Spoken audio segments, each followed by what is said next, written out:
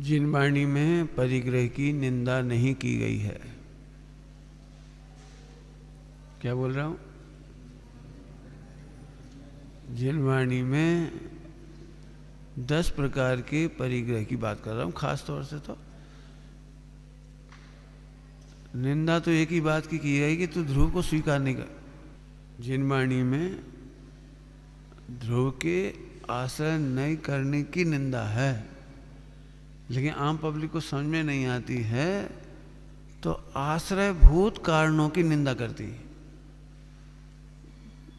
आश्रयभूत कारण, जैसे मूल में तो वेद बुरा है, वेद पुरुष वेद का भाव बुरा है, लेकिन पुरुषों को विरक्त करने के लिए कहते हैं स्त्रियों को मत देखो, स्त्रियां गंदी हैं, स्त्रियां नरक के द्वार हैं, स्त्रियां ऐसी हैं, स्त्री ऐसे। इसको कहते हैं आश्रयभूत कारण का निंदा। जिसके आश्रय से भाव प्रकट होते हैं उसकी निंदा। थोड़ी सूक्ष्म बात है ना समझने। जैसे तुम्हारे हाथ में फोड़ा हो गया, फोड़ा समझते हो क्या कहलाता है? वो सूज जाता है, पीप निकलती है, मवाद निकलती है, हो जाता है, फोड़ा हो जाता है ना? फोड़ा ही कहते हैं। यहाँ महाराष्ट्र में क्या बोलते हैं? हिंदी में व्रण शब्द है, व्रण शुद्ध हिंदी शब्द है व्रण। घाव हो जाता है तो पक रहा है, फूट रहा है, अब किसी से लग गया, तुम खराब हो, उसकी क्या गलती है? जब हमारे पैर में चोट होती है तो हमें हर जगह लगती है चोट। अरे यार इसकी लग गई, इसकी लग गई, अरे चोट तो तेरे अंदर है, पहले अंदर से। सबसे बड़ा महाविकार है अपनी प्रभुता भूलना, ध्रुव स्वभाव को भूलना, भगवान स्वरूप को भूलना। थोड़ी अच्छी भाषा में बोलो, पुरुष को भूलना पुरुषार्थहीनता है और पुरुष को जानना पुरुषार्थ है। पुरुष माने आत्मा। पुरुषार्थ सिद्धि उपाय में क्या लिखा है? पुरुष मतलब आत्मा। पुरुष माने आत्मा होता है। पुरुष को भूल गए और इसको पुरुष मान लिया, तो इसके साथ आ गया वेद, वेद का भाव, तो स्त्री अच्छी लगने लगी। अब एक स्त्री से संतोष नहीं हुआ, हजारों स्त्री, हजार संतोष, लाख करोड़ मोबाइल में फ्रीली अवेलेबल हो गई। तरसता था ये आदमी, तो मोबाइल फ्री है बिल्कुल, तो हम मोबाइल की निंदा करने लगे। मोबाइल बहुत खराब है, मोबाइल ढोर, मोबाइल खराब है कि तेरा?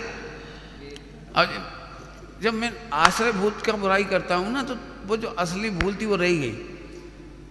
सबके सब लोग अपने परिणाम बिगड़ने की जिम्मेदारी मोबाइल पे डाल रहे हैं। जब से ये मोबाइल आए हैं तब से परिणाम बिगड़ रहे हैं। ढोर है, ढोर माने मिथ्या दृष्टि है।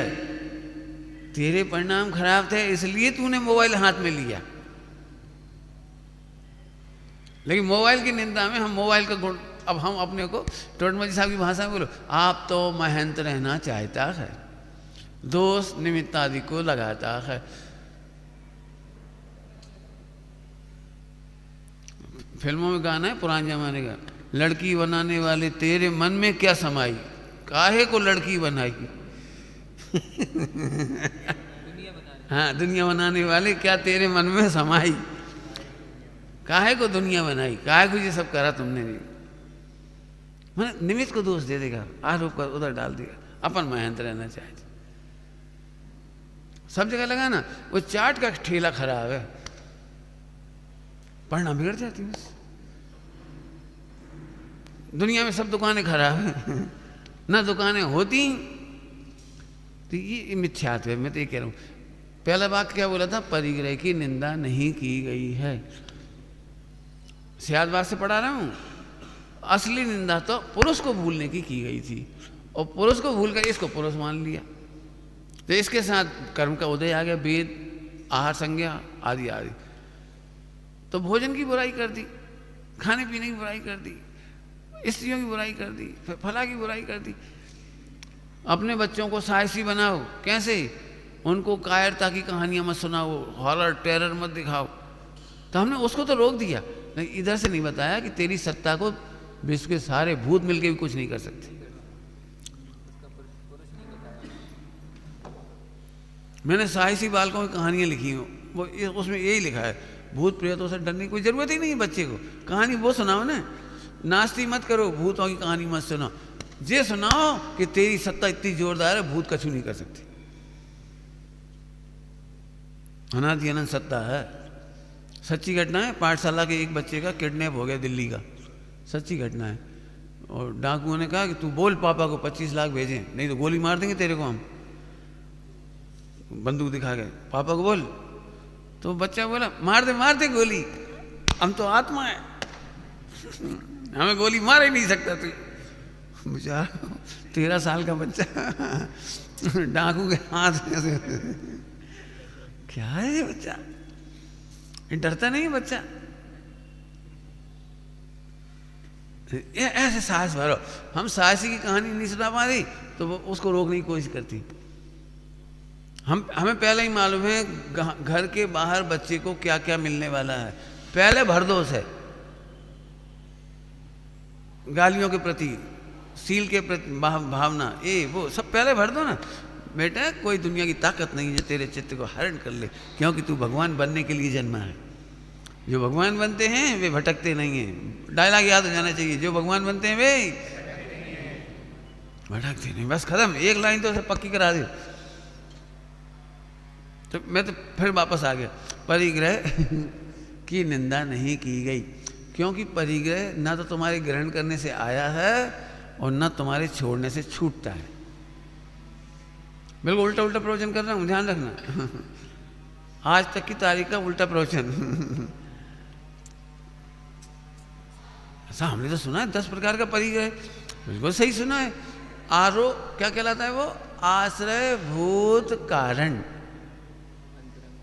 आश्रय भूत कारण, बाहर का पूरा परिग्रह रखा रहे और फिर भी तुम निर्बंध रह सकते हो। 96,000 रानियों के बीच में निर्बंध, 6 खंड की विभूति में निर्बंध, युद्ध करते हुए निर्बंध। कौन समझेगा ये बात? मुझे नहीं समझ आती, कोई समझेगा ये बात? युद्ध करते हुए, युद्ध करना तो हमारी भाषा में कायरता है आज की तारीख में। ऐसा लगता तुम लड़ सकते हो कोई से? लड़ना सीखो, सत्य के लिए, सील के लिए, सुरक्षा के लिए लड़ना सीखो, कायर मत बनो। पंडित जी आप क्या सिखा रहे हो?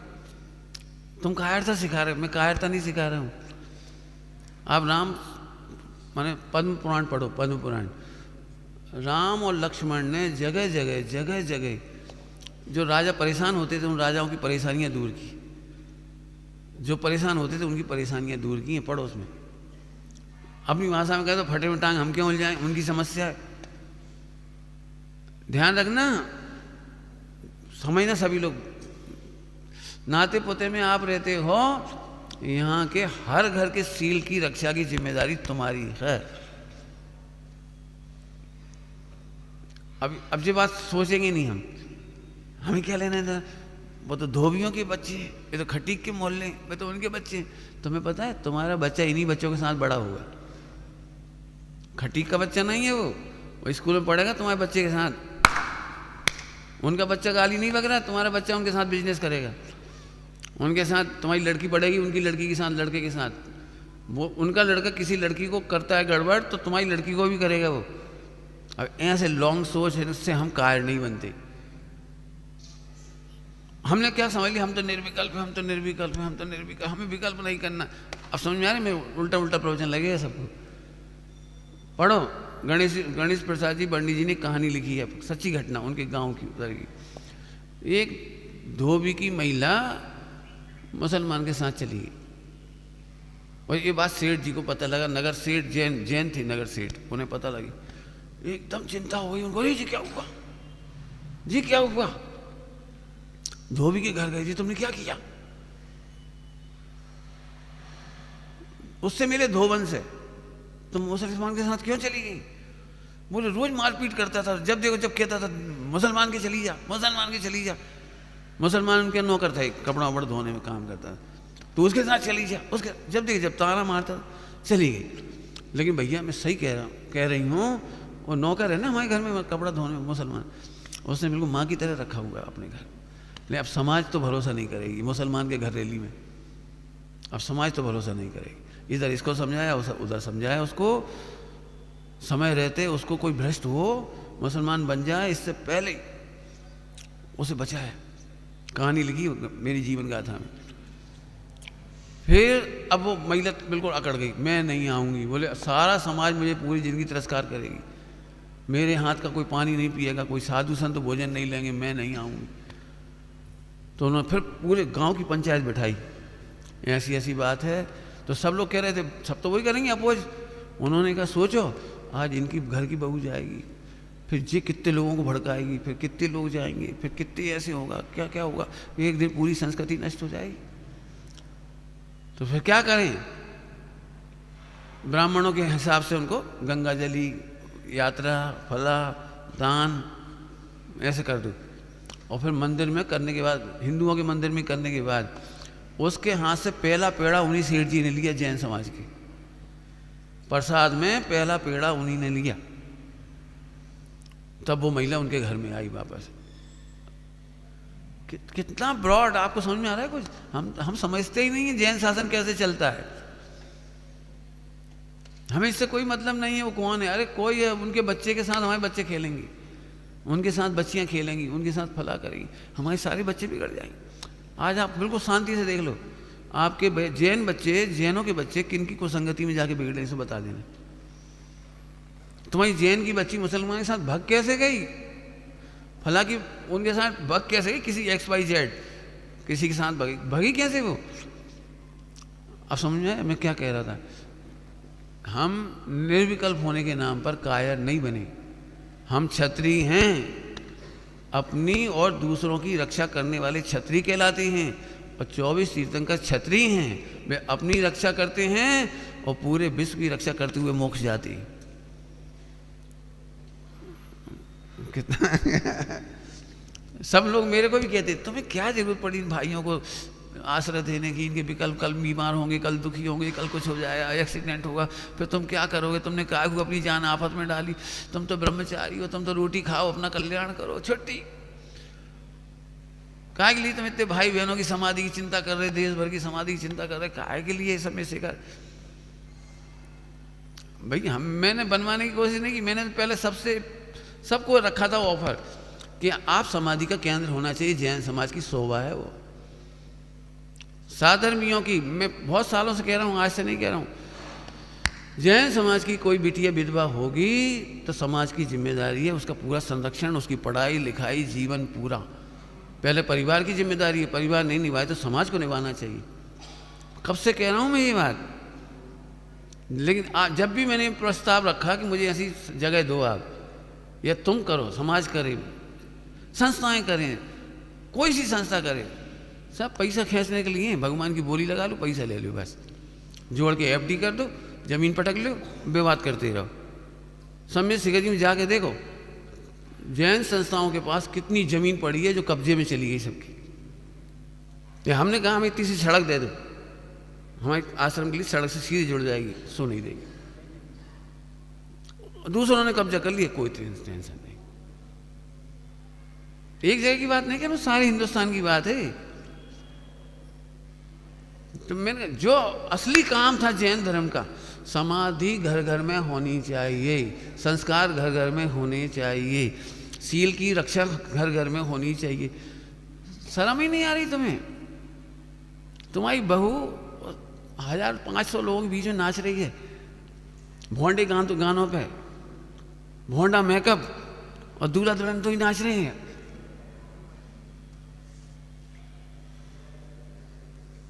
आग लग जाती है, आग।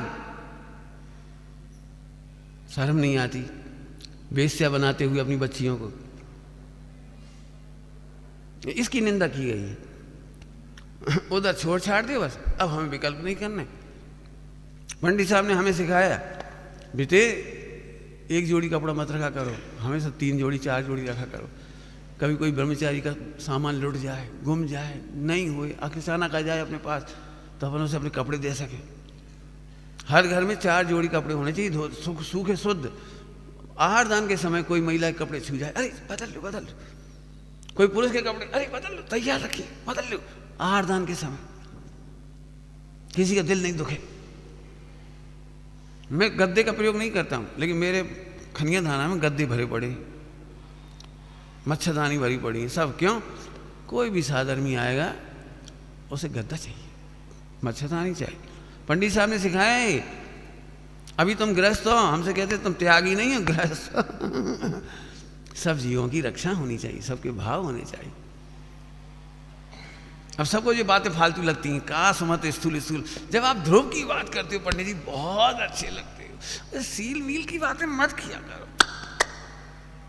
कहते हैं मेरे से लोग। शर्म आनी चाहिए आपको, ऐसी बातें करते हो, शर्म। कायर लोग हो तुम।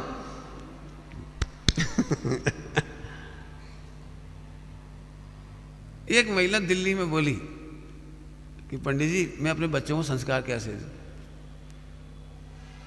प्रश्न तो बहुत ही अच्छा है। मैंने कहा तुम अपनी जेठानी के बच्चों को सुधारो। सुनते से ही भड़क गई, उनसे ही तो बात नहीं करनी है, उनकी बच्चे बहुत खराब है। मैंने क्या खराब है? उनकी जेठानी रात को खिलाती है, आलू खिलाती है, फला करती है, हमारे बच्चों को बिगाड़ देंगे वो लोग। मैं अब तुम अपने बच्चों को संस्कार नहीं दे पा, अब नहीं दे पाओगे तुम अपने बच्चों को संस्कार। तुम क्या समझते हो बच्चे कब तक तुम्हारी गोद में खेलेंगे? कब तक कमरा बंद करके तुम अपने कमरे में खिलाओगे? वो जेठानी की बच्ची के साथ खेलेगी और तुम्हारी बच्ची जाके कहेगी कि तुम्हारी मम्मी नरक जाएंगी, हमारी मम्मी ने सिखाया है। क्योंकि तुम्हारी मम्मी रात को खाती है, आलू खाती है, तुम्हारी मम्मी नरक जाएगी। और वो बता देगी वहाँ जा करके, और भयंकर भूकंप आएगा। और जेठानी कहेगी जी अपने बच्चों को बिगाड़ रही है। हम तो जाएंगे, ससुर भी जाएंगे नरक में, और जेठ भी जाएंगे, और हमारे बच्चा भी जाएंगे। जी सिखा रही जी अपने बच्चों को। ऊधम होगा नहीं, सबको भगवान देखना सिखाओ। सब बच्चों को एक साथ बिठाओ, मोहल्ले के 10-25 बच्चों को बिठाओ, रोज बूंदी बनाओ, बांट दो, और कहानी सुनाते सुनाते उनको वो सब जो कमियां तुम्हें दिख रही हैं, गाली दे रहे हैं तो गाली से बचाने का उपाय सिखाओ, प्रेम करना सिखाओ, वात्सल्य करना सिखाओ, एक दूसरे में भगवान देखना सिखाओ। आप रोक करके नहीं सिखा सकते हो, आप डाइल्यूट करके सिखाओगे। अब कहां से कहां गई बताओ? खर्च करो, 100-50 रुपया की मिठाई बनाओ, जिस दिन भी सब बच्चों को बुला लो मोहल्ले के, एक कहानी सुना दो, उनके खेल खेल में सब बातें सुना दो, बस हो गई बात। पाठशाला की इसीलिए जरूरत है ताकि बच्चे अच्छे लोगों के बीच में रोज उठे बैठे। पाठशाला की इसलिए जरूरत है। आपको पता है वर्तमान में जैन धर्म की रक्षा केवल शैलियों की वजह से हुई है, नहीं तो अभी तक हम सबके सब हिंदू बन गए होते या मुसलमान बन गए होते। आपको पता नहीं है, जैन मंदिर में मैंने सुनाया था कल पर 1-2-4 दिन पहले आपको, 600 से 800 साल मुगल शासन रहा है। उस मुगल शासन में बच्चों को पढ़ने के लिए मदरसे में जाना पड़ता था, कलमा पढ़ना पड़ता था, मदरसे में वो सब पढ़ना पड़ता था जो वो पढ़ाते थे उनके कल्चर के अनुसार। समय सार नाटक उर्दू में लिखा हुआ है ताज मस्जिद में, ताजगंज के जैन मंदिर में उर्दू में लिखा हुआ है, देख के आने जाकर वहाँ। समय मोक्ष मार्ग प्रकाशक जी की उर्दू प्रति छपी थी कराची से।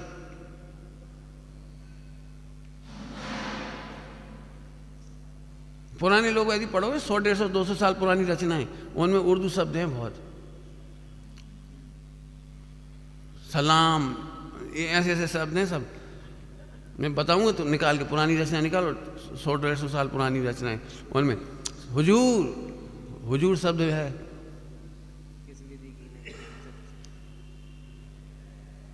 बहुत शब्द हैं बहुत उर्दू के।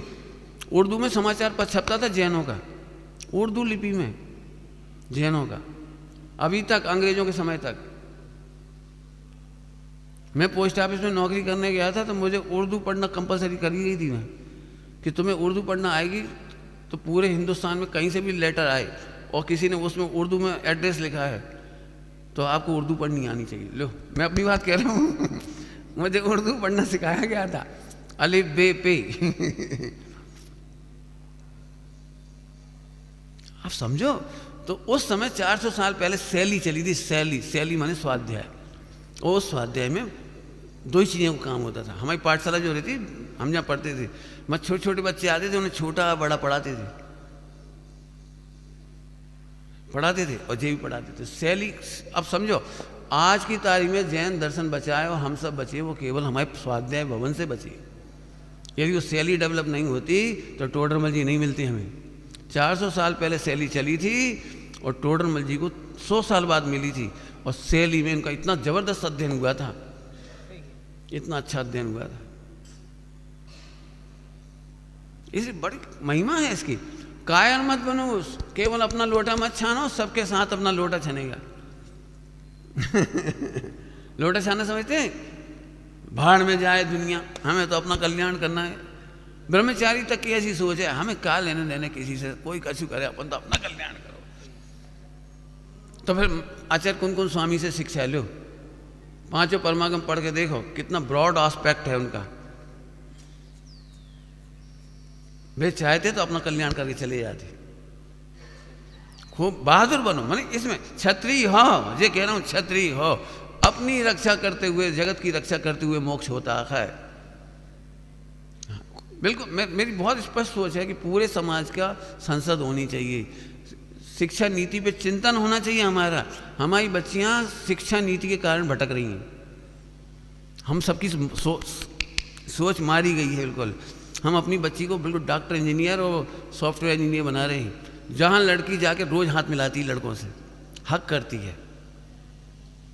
10वीं 12वीं से लड़कियाँ ऐसे बैठती हैं लड़कों से, ऐसे ऐसे हाथ रख के बैठती है, ऐसे। देखिए आप जाके नासिक के स्कूल में छोटे छोटे बच्चों को ऐसा गेम खिलाते हैं कॉन्वेंट में कि लड़की वहाँ मेकअप का डब्बा लिए बैठी है, लड़का दौड़ता हुआ आता है, फिर वो उसका लड़की को लिपस्टिक लगाता है, पाउडर लगाता है, फिर उसका हाथ पकड़ के यहाँ से दौड़कर वहाँ तक जाना है, जीते। अब कौन जीतेगा उसे प्राइज मिलेगा। ये कोई गेम है? शिक्षा नीति पे चिंतन नहीं होना चाहिए। जैन समाज की हत्या यहाँ से हो रही है शिक्षा नीति के माध्यम से, तो उसकी तो चिंता नहीं है हमें। इसकी चिंता है तुम मत पढ़ लेना और तुम मत पढ़ लेना और तुम शास्त्र मत पढ़ लेना। नहीं, हमारे घर की जो निधान हमें बचाने के लिए लिखे गए थे वही मत पढ़ना, बाकी सब पढ़ लेना। तुम्हारा लड़का फ्रेंच पढ़ रहा है तो बड़ी खुश होते, मेरा बच्चे ने फ्रेंच ली है, मेरे बच्चे ने जर्मनी ली है, जर्मनी, बहुत बढ़िया। पंडित साहब की भाषा में बोलो, ये कॉन्वेंट वाले तुम्हारे पैसे से तुम्हारे घर में आग लगा रहे हैं, तुम्हारे पैसे से तुम्हारे बच्चों का संस्कृति बिगाड़ रहे। अब बात तो कहाँ से कहाँ चली गई। मैं तो बहुत अच्छी बात बताना चाह रहा था, लेकिन यहाँ से, अरे कायर नहीं बनो, ये कहना है मुझे। सोचने से कर्म बंद नहीं हो जाता, इसीलिए साफ कहता हूँ मन वचन काय से बंद नहीं हो। हम क्यों समाज की चिंता करें, हम क्यों देश की चिंता करें? मोक्ष नहीं होगा कभी। तुम इस लायक हो गए तो 7वें 8वें गुणस्थान में होगे, इस लायक नीचे नहीं हो सकते, निचली भूमिका में इतने नीचे नहीं हो सकते, आप कुछ नहीं कर सकते। आप क्या ही रहा हूँ साफ साफ, 7वें गुणस्थान में हो गए तब देश की चिंता छूटेगी। क्योंकि पहले नंबर कौन की चिंता छूटी पता है? 7वें गुणस्थान में काय की चिंता छूटी? पहले नंबर देह की। 7वें गुणस्थान में उपसर्ग होते हैं, चिंता नहीं करती। 6ठे 7वें गुणस्थान, 6ठे गुणस्थान तक आहार की चिंता है आपको। तो सुनो, तुम्हें अपने आहार की चिंता नहीं है, साधु संघ के आहार की चिंता है। पढ़ो जरा जाके। साधु संघ का ऐसे में विहार कराते हैं जहाँ निर्विघ्न आराधना हो सके और आहार हो सके। आचार्य देव की इतनी चिंता होती हो। अभी हम ऐसे हो गए, हम तो सीख ही गए, अब हमें ज़रूरत नहीं, हम तो सीख ही गए, हमें ज़रूरत नहीं है, दुनिया का कोई मतलब नहीं है। तुम मूर्ख हो। फिर से सुन लो, सम्यक दृष्टि की सोच विश्वव्यापी होती है, उसका नाम है विश्व मैत्री, विश्व बंधुत्व, वात्सल्य। वो ऐसे नहीं हो जाता, तुमसे हमें कोई मतलब, तुम्हारे विचार हमसे नहीं मिले, तुम्हारे हमसे नहीं मिले, तुम्हारे हमसे नहीं मिले, हटो, मरोगे। जब तुम्हारे रोग का उदय आएगा तब तुम्हें कौन बचाएगा? समाधि कौन कराएगा? सेवा कौन कराएगा? पंडित साहब की बढ़िया भाषा में बोलो, संस्कृति की रक्षा करो, संस्कृति तुम्हारी रक्षा करेगी। संस्कृति में कल्याण नहीं है, मोक्ष नहीं है, लेकिन संस्कृति मोक्ष मार्ग की रक्षक है। क्या बोल गई? संस्कृति में मोक्ष नहीं है, ये मैं पहले पढ़ा चुका हूँ आपको, लेकिन संस्कृति में मोक्ष मार्ग की रक्षा है। संस्कृति के बाहर तो मोक्ष मार्ग की रक्षा भी नहीं है। शुभ के साथ शुद्ध सुरक्षित है। अशुभ के साथ तो शुद्ध सुरक्षित भी नहीं है। शुभ भाव अच्छा है, शुभ भाव की संस्कृति उपयोगी है, आचरण की संस्कृति उपयोगी है, उपादेय नहीं है, ये अलग बात है। बढ़िया करो, क्या चिंता करती हो, खूब अच्छे से करो। मैं तो इसलिए कहता हूँ, लोग मुझ पे भी कहते हैं। और क्या बोलूं, कैसी पंचम काल में मति मारी गई लोगों की कि जिन्हें स्वाध्याय नहीं है वे स्वाध्याय करने से दूर कर देते हैं, जिन्हें स्वाध्याय है वे कहते हैं दुनिया का कल्याण मत करो, अपने में लग जाओ। अरे छठे सात गुणस्थान में लगोगे अपने में। ऐसे लोग जो समाज के बारे में नहीं सोचते, वे अपने परिवार की उसमें फंस के रह जाते हैं। सोचते रहो, टेंशन करते रहो, करते रहो। बिल्कुल साफ साफ कह रहा हूं, कायर नहीं है, क्षत्रिय हैं हम, क्षत्रिय हैं। रत्नत्रय का छत्र जिनके पास होता है उन्हें क्षत्रिय कहते हैं। छत्र त्रय, छत्र त्रय, हाँ क्या कैसे लोग हैं। तलवारबाजी को ही समझ लिया बस, तलवार की जरूरत नहीं पड़ती क्षत्रियों के सामने। क्षत्रियों का पुण्य पर्याप्त होता है।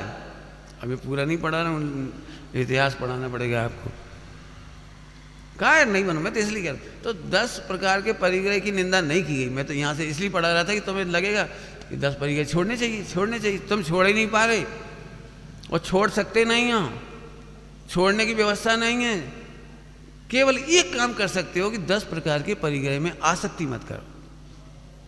आसक्ति का नाम परिग्रह है। कहाँ लिखा है कि तत्पाठ सूत्र में मूर्छा, परिग्रह की परिभाषा में क्या लिखा है?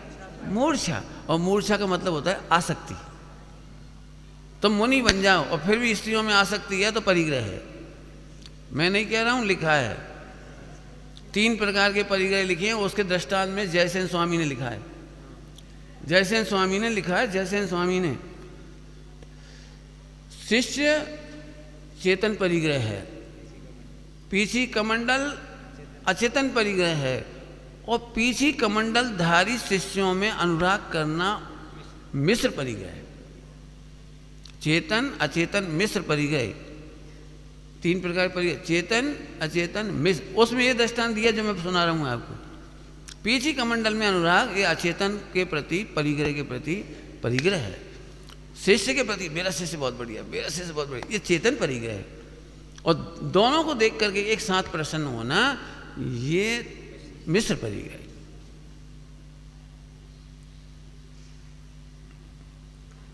अब इस परिग्रह को कौन छोड़ सकता है? छठे गुणस्थान तक बता दे, बता कौन छोड़ेगा?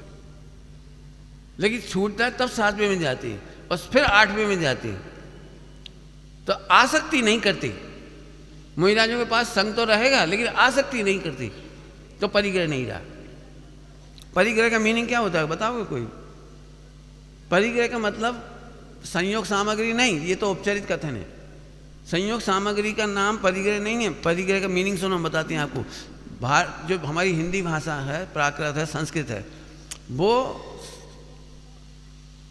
क्या कहलाती है? उत्पत्ति सूत्र क्या कहलाती है? व्युत्पत्ति। ये व्युत्पत्ति से निकली है। परि का मतलब होता है सब ओर से, और ग्रह माने अनुभव करना, ग्रहण करना। सब ओर से जब तुम अपना अनुभव करते हो तो उसका नाम परिग्रह। सब ओर से जब अपना अनुभव करते हो उसका नाम परिग्रह।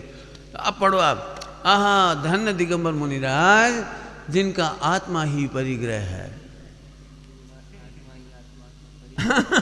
है गाथा है, बता। आत्मा ही जिनका परिग्रह है, मतलब सब प्रकार से अपने को ही ग्रहण किया है। परि का मतलब होता है सब ओर से। परि समन्तात इति, मैंने सब ओर से ग्रहण किया है। तो हम अब तुम बताओ, ये बिल्डिंग तो बिल्डिंग है।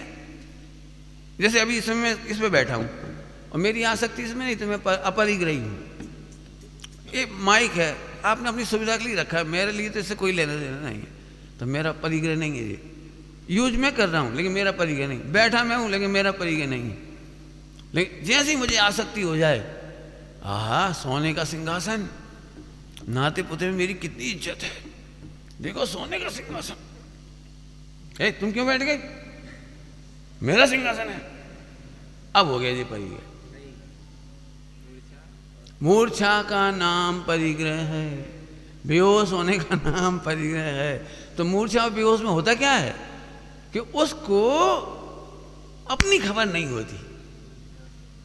पागल किसे कहते हैं लोक में, जिसे अपना भान नहीं है उसे पागल कहते हैं। बेहोश किसे कहते हैं, जिसे अपना होश नहीं।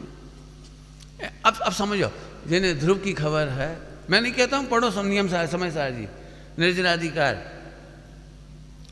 लिखा है, भोगता हुआ भी नहीं भोगता है। अनिच्छुक कहा अपरिग्रही, गाथा का मूल है। अनिच्छक कहा, अनिच्छुक, अनिच्छक कहा अपरिग्रही, जो इच्छा नहीं करते हुए अपरिग्रही। मैं नहीं करता यहां, तो बस मैंने पढ़ गया। कहां इतना सरल काम है, पढ़ना भाई, स्वाध्याय करो। हम क्या करें, आपको मेरी बात बिल्कुल गलत लगेगी। यदि इंद्रिय ज्ञान से सुनोगे तो मेरे पूरे प्रवचन उल्टे उल्टे हैं।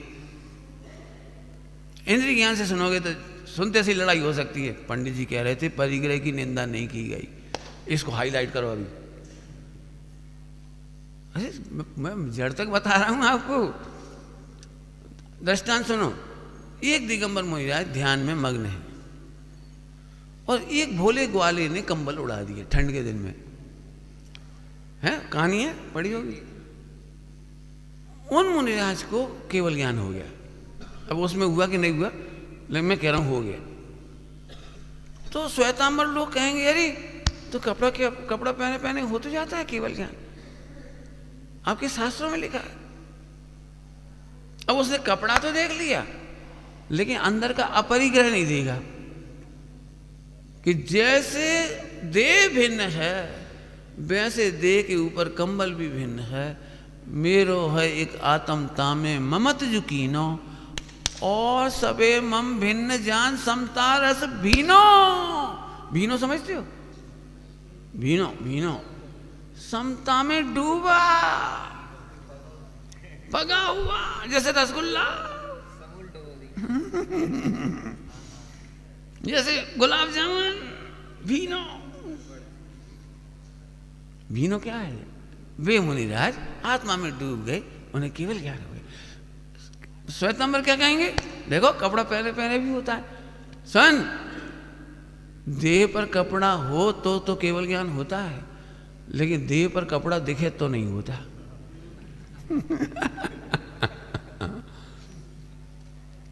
तुम्हारा उपयोग तो आत्मा में डूबना चाहिए, तुम्हें लगा ही क्यों। जैसे ही उन्हें लगा अरे कोई ने कपड़ा उड़ा दिया, कोई देखेगा तो क्या कहेगा, बदनामी हो जाएगी जैन शासन की, मेरे को भ्रष्ट कर दिया, मेरे को भ्रष्ट कर दिया। अब परिग्रह हो गया। जब उस कपड़े के प्रति राग है या द्वेष है, इसका नाम परिग्रह है। कपड़ा में कपड़ा है, शरीर में शरीर है, कोई परिग्रह नहीं। क्या कह रहा हूं, कपड़ा में कपड़ा और शरीर में शरीर, और तुम्हें ना इसके प्रति राग ना द्वेष। तीखी तपस्या है, तीखी तपस्या। सब ऐसे कैसे हो सकता है, हो सकता है, कोई कठिन नहीं है। हम तो फिर लाखों दृष्टांत दे देंगे आपको प्रैक्टिकल। जैसे नहीं समझ में आए तो पूछ लेना, मैं दृष्टांत देकर समझा दूंगा।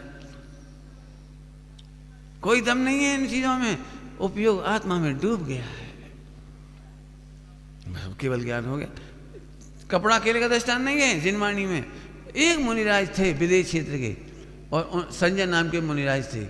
उन मुनिराज को लाकर एक बेरी ने प्रयागराज, प्रयागराज नाम जानते ही होंगे अब तो, इलाहाबाद गंगा नदी, उसने उन्हें आकाश में से फेंका, आकाश में से फेंका। पंचम काल की कहानी है, वहां फेंका तो उनका शरीर तो बहुत बड़े आकार का था वहां का, और यहाँ के लोग तो उनके लिए बौने थे। तो उन लोगों ने उन मुनिराज को दैत्य जानकर, राक्षस जान करके बहुत तीरों से ऐसे ऐसे करके बहुत सताया, और उन्होंने केवल ज्ञान लेके मोक्ष लिया। पंचम काल में प्रयागराज से अंतिम मोक्ष हुआ। कहानियों में, समाधि मंड की कहानियों। मेरा मतलब तो ये है तो भैया वो उपयोग आत्मा में, जब मच्छर काटते थे तब उपयोग आत्मा में जा सकता है, तो कपड़ा डलने पर नहीं जा सकता।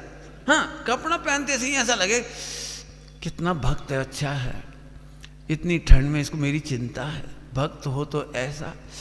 आज ठंड नहीं लग रही, बढ़िया गरम गरम कंबल है, वाह। तो जरूर उनको परिग्रह हो गया, क्योंकि उस समय मूर्छित हो गए। क्या मूर्छित हो गए? अपनी खबर नहीं रही।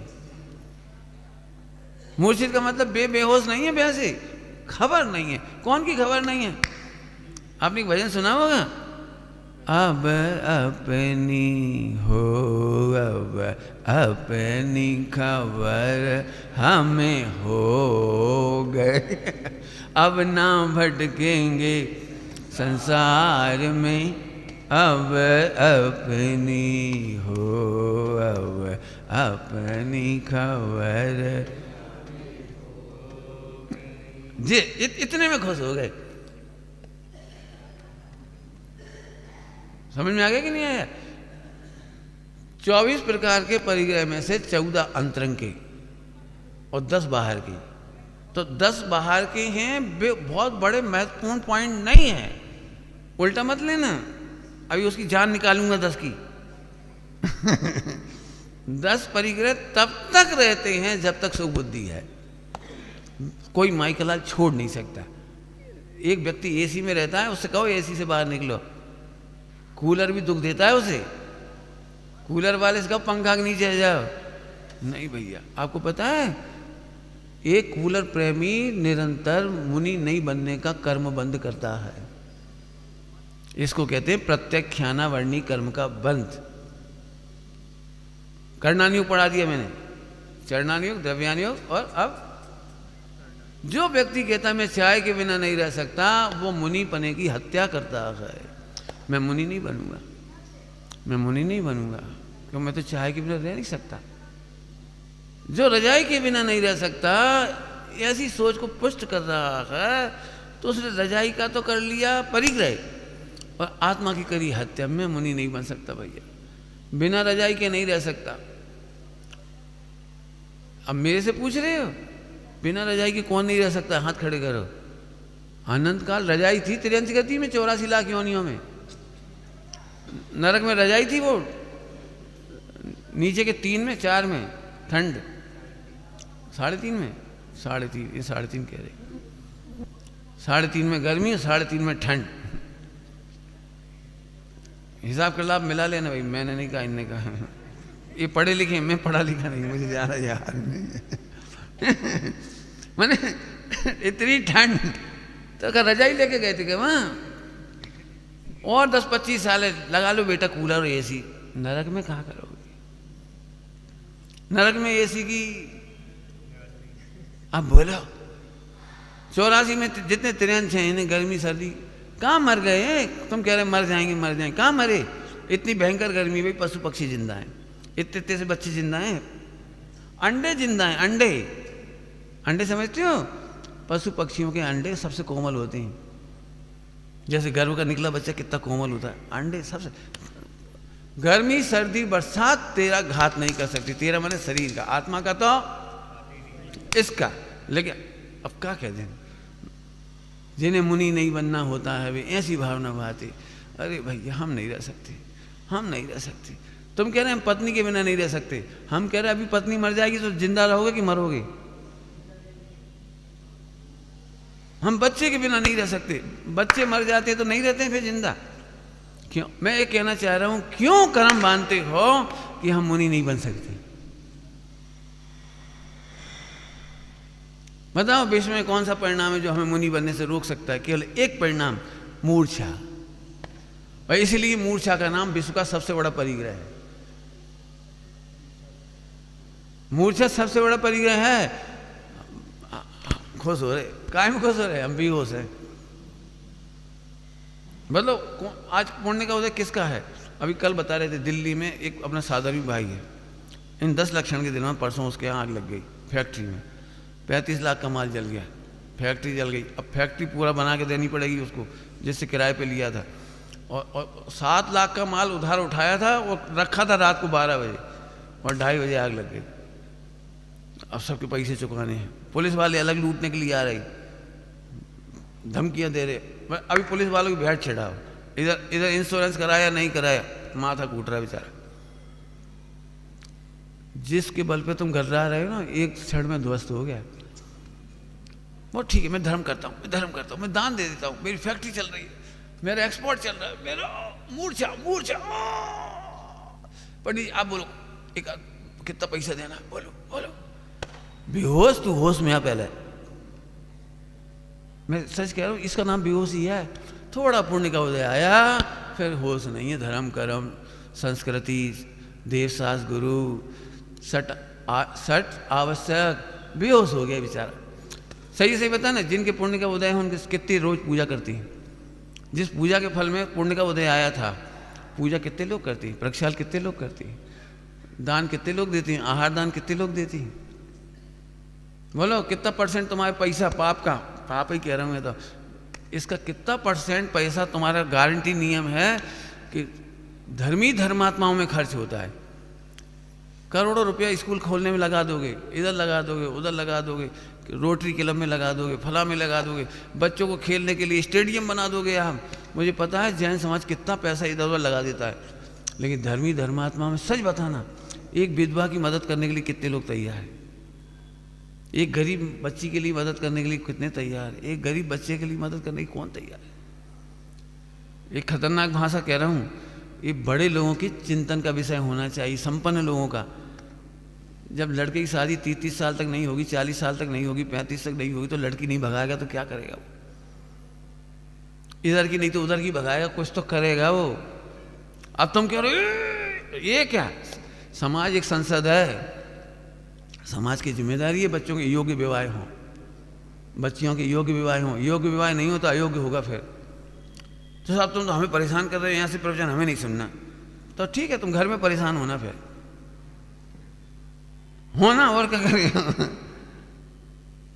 सबको पसंद नहीं आती ऐसी बात। कहाँ एकदम द्रव्यानी हो और कहाँ एकदम चरणानी हो।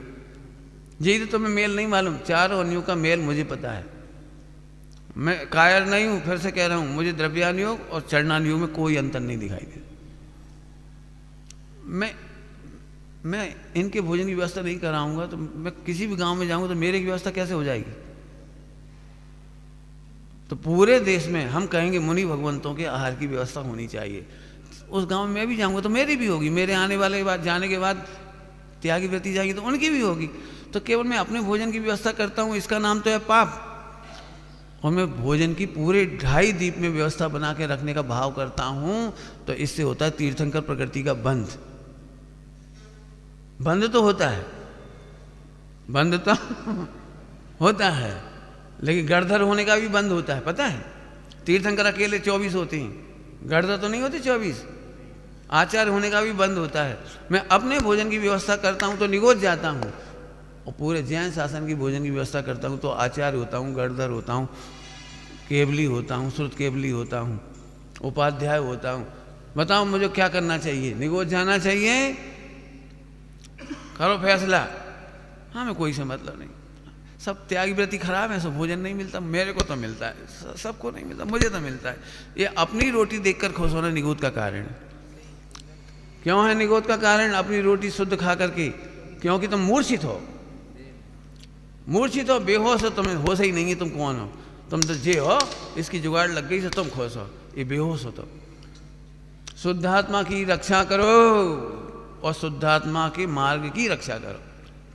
2 बातें बोली, शुद्धात्मा की रक्षा करो और शुद्धात्मा के मार्ग की रक्षा करो। लाइन पढ़िए अगले, सट अनायतन त्यागो, जे है उसका अर्थ। समझ में आई? कुछ किसी को नहीं आई? सट अनायतन त्यागो का लाइन का अर्थ है ये। अनायतन कब छोड़ते हो, कैसे छोड़ते हो? चिंता करो। पंडित साहब ने सबकी चिंता क्यों की? पूरे देश के त्यागियों की चिंता क्यों की पंडित साहब ने? आश्रम क्यों बनाया? सबके लिए घी गुड़ तैयार क्यों करवाया? सबके लिए फला चीज़ें तैयार क्यों कराई? पंडित साहब की एक ही चिंता थी, अब खराब शक्कर आती हड्डी वाली और ब्रह्मचारी भी खा रहे, मुहिराज भी ले रहे, ऐसे शासन नहीं चलना चाहिए, निर्दोष शक्कर बनना चाहिए। सबको प्रेरणा करी, सबको प्रेरणा करी, तब जाके वो शक्कर बनने लगी शुद्ध। आज 4-5 जगह शुद्ध शक्कर बन जाती है, शुद्ध गुड़ बन जाता है, शुद्ध तेल बन जाता है, शुद्ध घी बन जाता है। उन्हें इस बात की चिंता है, सबकी व्यवस्था होनी चाहिए। हम तो कायर हैं, अपने अपने कर लो। हम काय के लिए करें दुनिया की चिंता? उपादान को निमित्त अपने आप मिल जाएंगे। वाह वाह वाह, तुझे अपने आप मिल गई थी। चरणानी योग कहता है उपादान के लिए निमित्त मिला हो, और नहीं मिले तो फिर उपादान को देखकर संतुष्ट रहो। नहीं समझ क्या कह रहे हैं हम? मिला हो, ये क्या, मैं प्रवचन क्यों कर रहा हूँ? और क्या कर रहे हो बताओ? तुम लोगों ने इतनी व्यवस्था क्यों करी? निमित्त ही तो मिला। अच्छा एक बात बताओ, भोजनशाला ना होती तो कितने आ जाती हैं? ठहरने की कमरा नहीं दिए होते तुमने जगह जगह, अपने समाज के साथ कौन है, अपने अपने घर नहीं दिए होते, कैसे रह लेते? तो निमित्त, चरणानियों कहता है बुद्धिपूर्वक निमित्त मिलाओ, और द्रव्यानियों कहता है उपादान में संतुष्ट रहो। इतना सरल गया गणित है, इसमें क्या कठिन है बता दी। लेकिन अपने को निमित्त की उपेक्षा कर दी उपादान से, तो उपादान की भी हत्या होगी। निमित्त का विरोध करना नहीं, निमित्त का अनादर करना नहीं, निमित्त की उपेक्षा करना नहीं, और ध्रुव के आश्रय से अपेक्षा करना नहीं। जल्दी बोल गए, ध्रुव के आश्रय से निमित्त से अपेक्षा करना नहीं। पूरा बोल।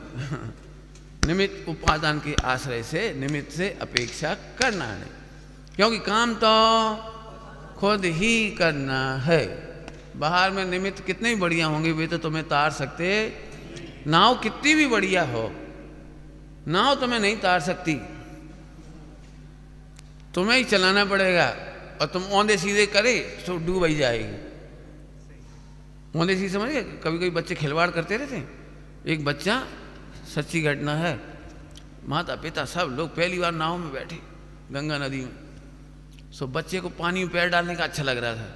सो बच्चा बैठा था, मम्मी ने ऐसे पकड़ लिया उसको, पैर डाल के पैर और पानी में ऐसे ऐसे कर, ऐसे मजा आ रहा है। इतने में एक मगरमच्छ आया और उसने बच्चे को पकड़ खींचने लगा, तो माँ अपनी तरफ खींच रही, तो नाव इनबैलेंस हुई। तो नाविक ने कहा छोड़ो नहीं तो सब डूब जाएंगे, छोड़ो। पति ने पत्नी के हाथ अलग किए और रोते रोते वापस आए। सच्ची घटना है। एक भी डिसिप्लिन तोड़ोगे नाव डूब जाएगी।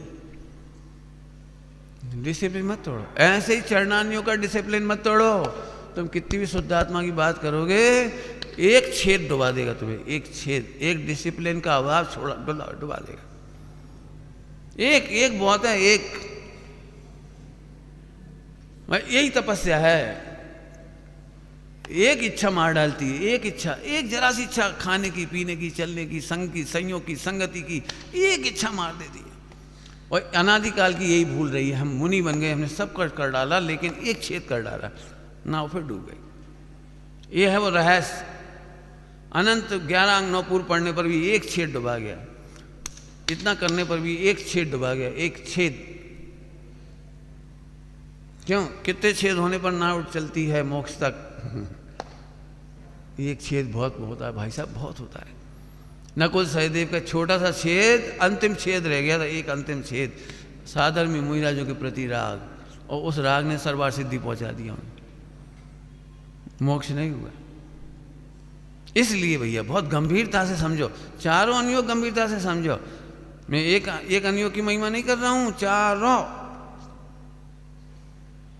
चलो बहुत गंभीर हो गई। परिग्रह छोड़ नहीं सकते हैं, उनसे आसक्ति त्याग कर सकती है। मत मानो अपना, उसमें क्या दिक्कत है, मत मानो। नहीं मानने का भी दृष्टांत दे देता हूं, थोड़ा हल्का कर देता हूं, आप लोग टेंशन में आ गए। चरणान योगी, गुरुदेव ने बहुत तारीफ की है चरणान योग की। जैन दर्शन का निश्चय तो कोई अद्भुत है, लेकिन जैन दर्शन का व्यवहार अद्भुत से भी अद्भुत है। कोई बेमिसाल है, पूरे विश्व में ऐसा चरणान योग नहीं मिलेगा। गुरुदेव ने ऐसी तारीफ की है, और इसीलिए उनके जीवन में चरणान योग में शिथिलाचार नहीं था, इतना सा भी ढीलापन बर्दाश्त नहीं था। ये कहानी मैंने खूब सुनाई है। जो व्यक्ति शिथिलाचारी था, एक ब्रह्मचारी था, शिथिलाचारी था, गुरुदेव ने भरी सभा में से उठा दिया था, भरी सभा में से, जब तक तुम उठ के यहाँ से निकल नहीं जाओगे मैं प्रवचन नहीं करूँगा। उठा दिया था। एक विद्वान गलत प्रवचन करके आए और वहाँ से लेटर आया कि तुम्हारा विद्वान क्या बोलता है, मंदिर और मस्जिद पुद्गल की पर्याय है। क्या बोला था? मंदिर और मस्जिद पुद्गल की पर्याय है। गुरुदेव ने पढ़ते ही आग लगी, एम की दो वो थी जा। जिसको व्यवहार का आदर नहीं है उसको निश्चय का आश्रय नहीं है। क्या कह गई? व्यवहार का आदर नहीं तो निश्चय का। हाँ, ऐसे ऐसे नहीं पोपाबाई का राज नहीं है, उठा के भगा दिया जाए। छोटी सी भी शिथिलता बर्दाश्त नहीं कर सकते। उसके फूल थे, फूल नीम के। गुरुदेव भोजन करने नहीं जा रहे थे। बोले क्यों साहब? आपके स्वाध्याय मंदिर से इतने से चलना है, भोजन करने चलो। पहले तो उसमें लाते थे, बाद में बंद हो गया था, भोजन करने जाते थे। बोले रास्ते में नीमड़ाना फूड पड़िया छे, आमा भाभी सिद्धो बसे छे, भूतकालना माता पिता बसे छे, पग मुकबू मने संभव नहीं। तो फिर वहां से वहां तक पत्थर की वो लगाई थी, पत्थर की चलने के लिए पगडंडी, और फिर उसको पहले कपड़े से सारे फूल अलग करते तब जाते थे गुरुदेव। 2-4 घास निकल आई थी वो स्वाध्याय मंदिर की सीढ़ियों की बागड़ी में, 2-4, और उतरते उतरते एकदम पैर पड़ता पड़ता एकदम, और एकदम दिख गया। तो पैर तो उठ के रखने ही वाला था, पैर एकदम दिख गया, तो एकदम हटाने की कोशिश की तो मौच आ गई थी, एकदम लचक गया पैर। घास घास की, एक बच्चा घास में बैठा था, प्रवचन बंद, पहले उठाओ कौन का बच्चा है। रात को लाइट नहीं जलेगी मंदिर में 6:30 के बाद, दर्शन करना पहले कर लो। हमारी प्रमाद से वो कीड़े खाती है, वो छिपकली कीड़े खाती है, लाइट नहीं जलेगी। गुरुदेव रात के उनके कमरे में लाइट नहीं थी, लाइटिंग नहीं थी, लाइट नहीं जलती थी, टॉर्च से काम लेते थे पढ़ने का। शाम को 6:30 बजे वो होती थी तत्व चर्चा, पूरा धूप अंधेरा, महिलाओं को नो एंट्री। ब्रह्मचारी बहनें 6:30 के बाद अपने ब्रह्मचारी भवन से बाहर नहीं निकल सकती थी। टॉर्च में प्रश्न पढ़ा जाता था, अंधेरे में उत्तर दिया जाता था। अब बोलो कौन सा पॉइंट बोला था हमने? जिन्हें व्यवहार का आदर नहीं उन्हें परमार्थ का आश्रय नहीं।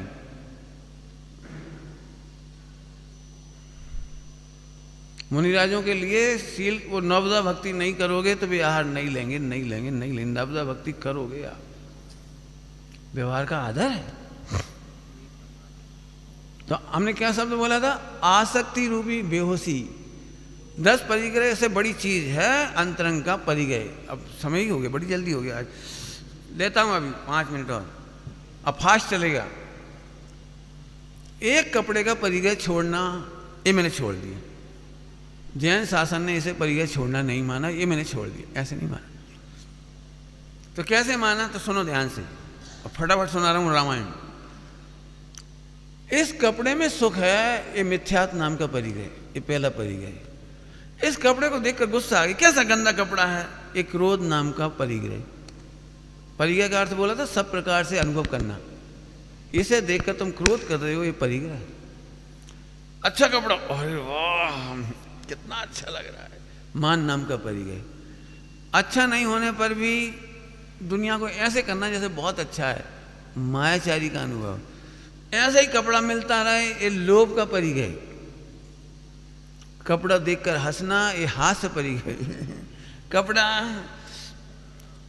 फटे ही नहीं, कभी ना फटे, रति, ये रति नाम का परिग्रह। गंदा हो गया, अरे यार बहुत पुराना है, अरति, अरति नाम का परिग्रह। फट गया, इतना बढ़िया कपड़ा था, कहाँ से आया था? जापान से, ऐसा दुसाला। अब शोक हो गया, दुखी हो गया, इस शोक नाम का परिग्रह। कपड़ा कब छूटेगा? 15वें नंबर पे कपड़ा छूटेगा कब? अब बताओ, ईमानदारी से बताओ बच्चों, बड़े लोग, छोटे लोग, ये ऐसा परिग्रह का त्याग विश्व के कौन से ग्रंथ में लिखा है? चैलेंज, चैलेंज पूरे विश्व के सामने, ऐसा परिग्रह का त्याग कहीं लिखा हुआ है तो? शोक, भय, चोरी ना चला जाए, चोरी ना चला जाए, ये भय। कैसा गंदा कपड़ा, जुगुप्सा। स्त्री पहने तो बहुत अच्छा लगेगा, स्त्री वेद। पुरुष पहने तो बहुत अच्छा लगेगा, पुरुष वेद। अरे ये तो नपुंसक के कपड़े, अरे नपुंसक वेद। 14 परिग्रहकार के परिग्रह पहले गए। अब जे थे प्राण असली, तो असली प्राण तो जो 14 परिग्रह थे अंदर के, उसकी तो खबर ही नहीं, कपड़ा छोड़ दिए। त्यागियों की उल्टा मत लेना, मैं अपने त्यागियों की बात कर रहा हूँ, ब्रह्मचारी है ना मेरे साथ, उनकी बात कर रहा हूँ, तुम भी दिल पे मत लेना।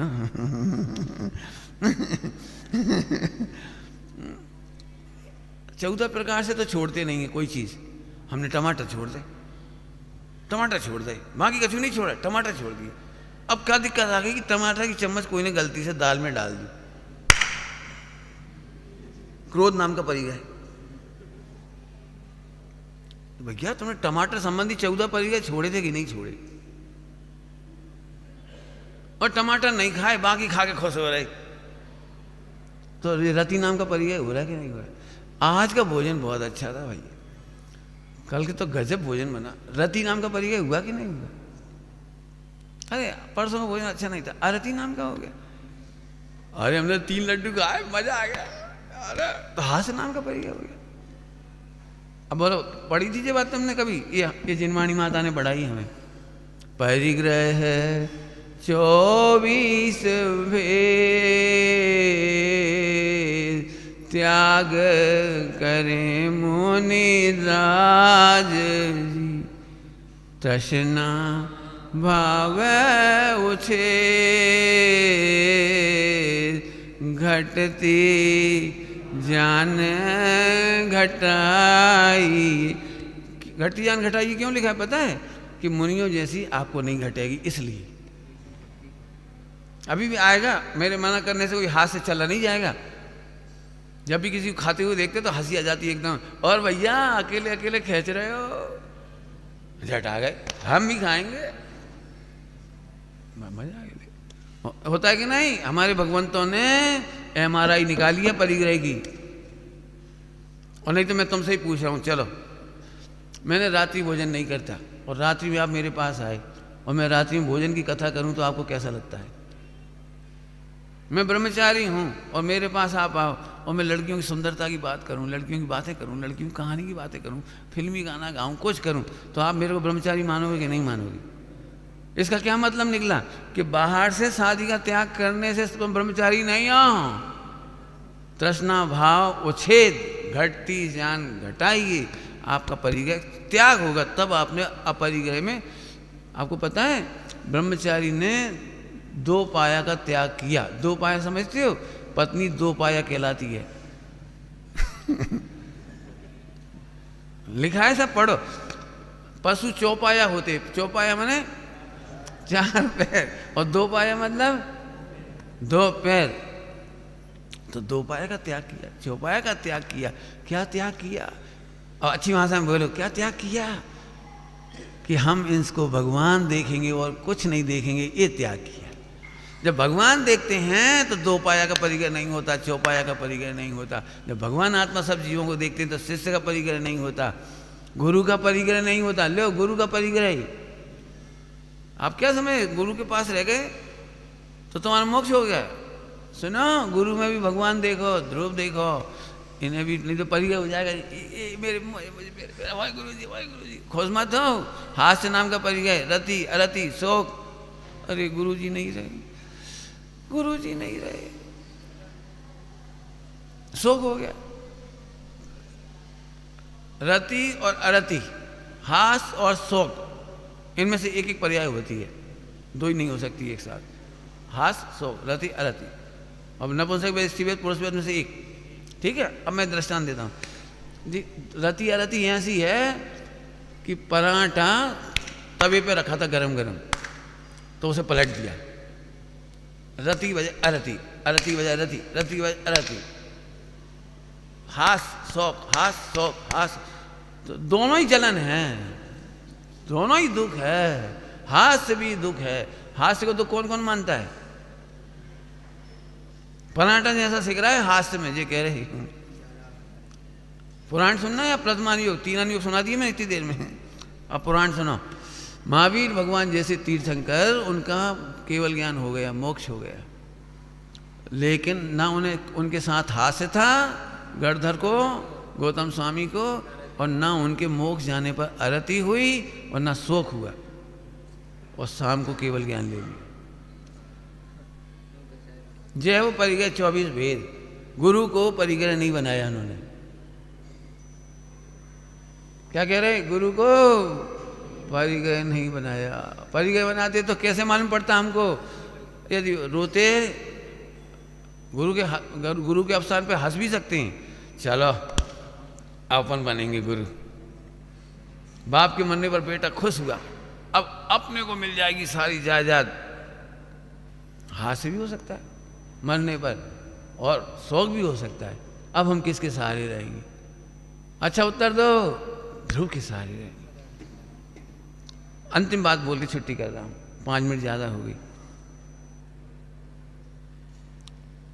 गुरु अपने शिष्य को गुरु बनाकर कभी नहीं, गुरु अपने शिष्य को शिष्य बना हुआ नहीं छोड़ते। गुरु का ये परम उपकार है। सुनना बेटे, बहुत काम की गरिष्ठ लाइन है, इतना सरल नहीं है, शब्द नहीं है जी, शब्द नहीं है, भाव हो रहा है। गुरु अपने शिष्य को शिष्य बना करके नहीं छोड़ते। क्या मतलब? उनको ध्रुवाश्रय करना सिखाते। बेटा हमारे सामने भी ध्रुवाश्रय ही करना है, और हम नहीं होंगे तब भी ध्रुवाश्रय करना है। बस इसी से भी परम गुरु बन जाते हैं। अब फिर से बोलूं, गुरु अपने शिष्य को शिष्य बना के नहीं छोड़ते, परम गुरु बना देते हैं। जल्दी जल्दी बोल गए, क्या बोला? गुरु अपने शिष्य को शिष्य बना के नहीं छोड़ जाते। हमारे सामने भी ध्रुव का ही आश्रय करना है, और हमारे बाद में भी पिता अपने बच्चे को अपंग बना के नहीं छोड़ जाते।